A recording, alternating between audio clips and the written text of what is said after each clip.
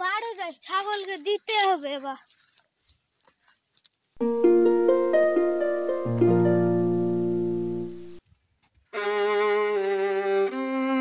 ভাইদের কাছে মাছ একটু বসে গিয়ে যাই।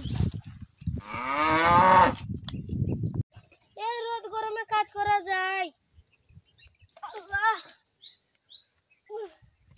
আমাদের খবর গুলো কি আর বলবো ভাই, মাঠের অবস্থা তো দেখতেই পাচ্ছ। পাটের ভেপে মোটর কায় লোড হয়ে গেছে। ঠিক বলেছো ভাই, পাটের ভেপে মোটর কায় লিড়াতে পারলাম না। এই রোদ গরমে তুমি কোথায় গেছিলে গো ভাই? কি আর বলবো ভাই, পাটের ভেজ যা অবস্থা। ভাই তুমি এখানে বসো।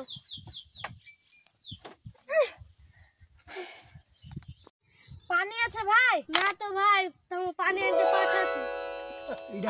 শুনো শুনো, পানিটা দিয়ে যাও। আসছি চাচা। লেন চাচা। ঠিক আছে বাবু, যাও। লেও ভাই, খাও। আল্লাহ,